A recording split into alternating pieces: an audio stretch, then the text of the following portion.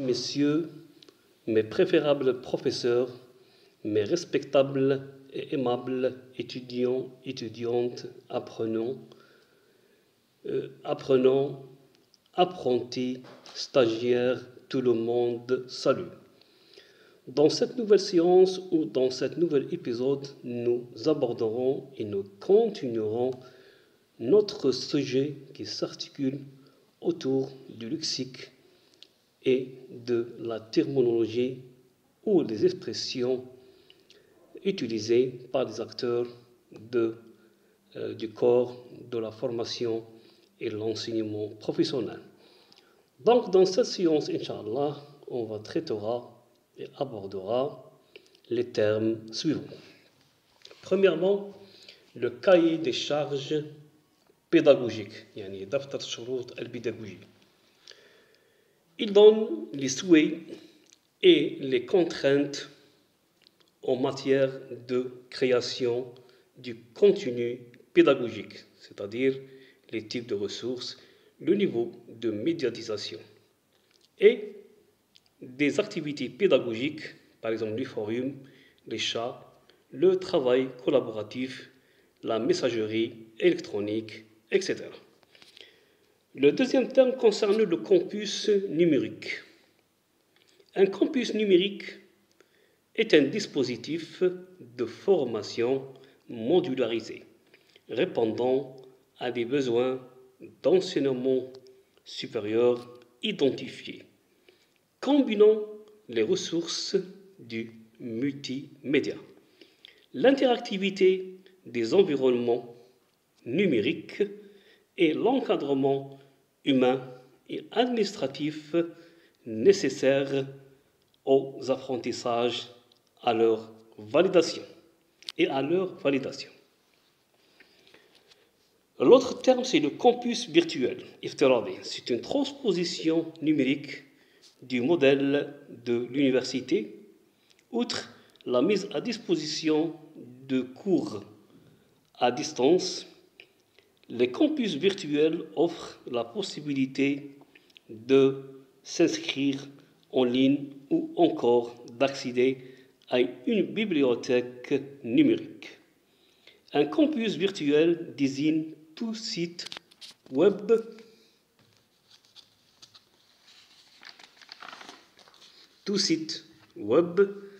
ayant pour objet de s'adresser à une communauté d'apprentissage en mettant à sa disposition les ressources pédagogiques et les fonctionnalités de communication collaborative correspondantes. Certains de ces sites vont jusqu'à choisir une métaphore graphique représentant un campus physique, par exemple la bibliothèque, le salle de travail, la cafétéria, les salles de cours. L'autre terme, c'est le CBT, c'est-à-dire Computer Based Training. Formation assistée par ordinateur.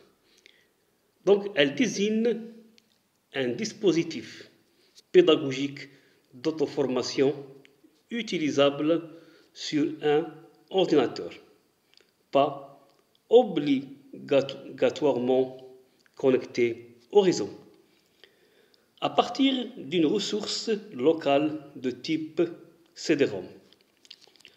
Le CBT a constitué l'une des premières étapes de l'apprentissage électronique en ligne.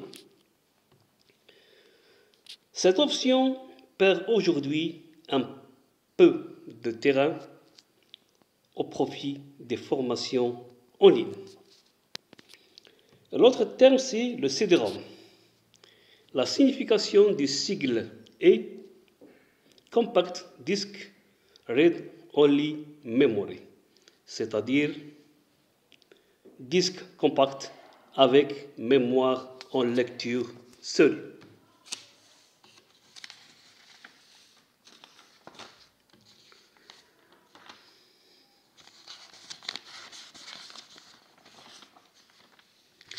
En effet, En effet,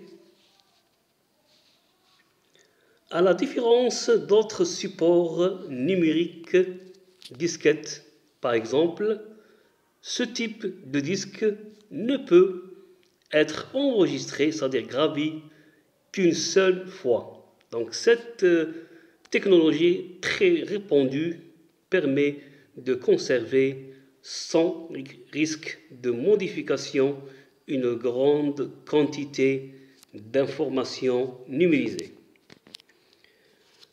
L'autre terme, c'est le centre de ressources CDR, le centre de ressources.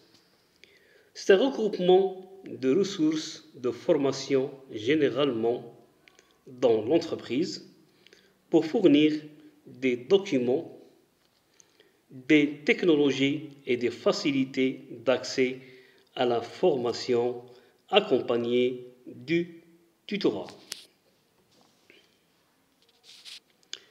Un CDR est issu de la démarche d'un établissement qui se centre sur l'organisation des apprentissages qu'il offre à ses usagers. Cet établissement s'appuie sur un outil appelé centre de ressources pour permettre une personnalisation des parcours de formation et des processus d'apprentissage par des pratiques d'auto-formation guidées et tutorées, c'est-à-dire mises en œuvre de manière individuelle ou par petits groupes, et par une diversification des méthodes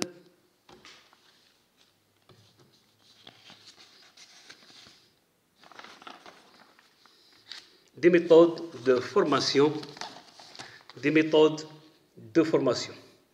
Cette évolution est facilitée par le recours à des ressources éducatives diversifiées, induisant des pratiques favorisant l'autonomie des apprenants. Le terme de centre de ressources pédagogiques. Le centre de ressources pédagogiques. Dispositif de formation reposant sur la mise à disposition des apprenants dans un même lieu, physique ou virtuel, d'un ensemble de ressources pédagogiques. Ces ressources pédagogiques peuvent être notamment des bases de données, des ouvrages, des CD-ROM, des référentiels de formation, du savoir en ligne. L'autre terme, c'est le certificat. Qu'est-ce que ça veut dire, un certificat? C'est une assurance donnée par écrit reconnaissant au titulaire un certain niveau de capacité vérifiée par un contrôle.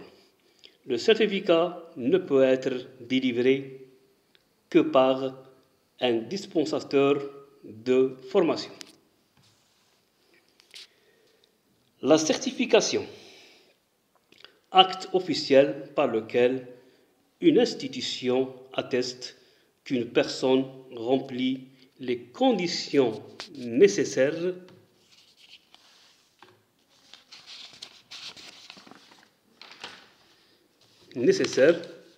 pour que lui soit attribué un titre, un diplôme, un emploi ou un poste.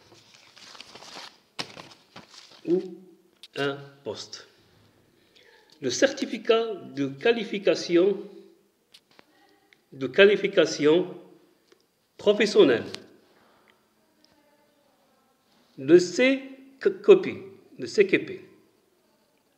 C'est un titre créé et délivré par une branche professionnelle. Il valide des compétences très spécialisées dans un secteur.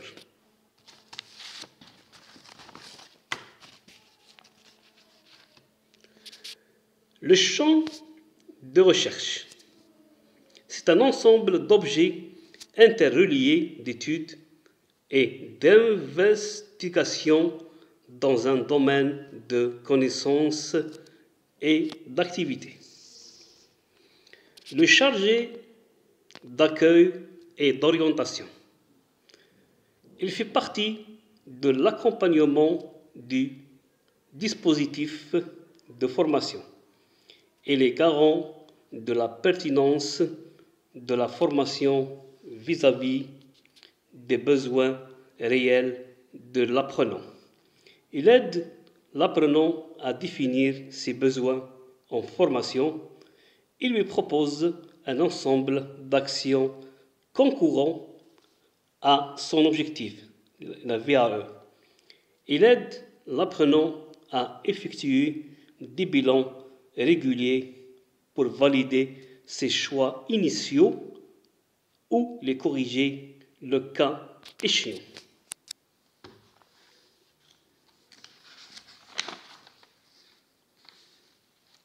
Le chat.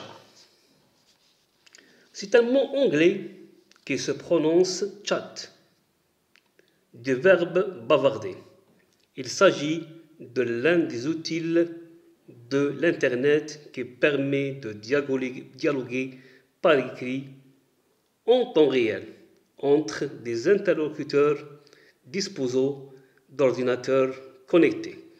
Les mots apparaissent sur l'écran de l'un au fur et à mesure qu'ils sont écrits au clavier par l'autre.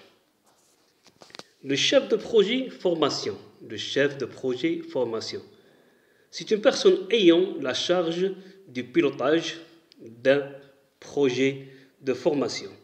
Le chef de projet va organiser l'élaboration et la mise en œuvre de la formation ainsi que le travail de l'équipe de formateurs.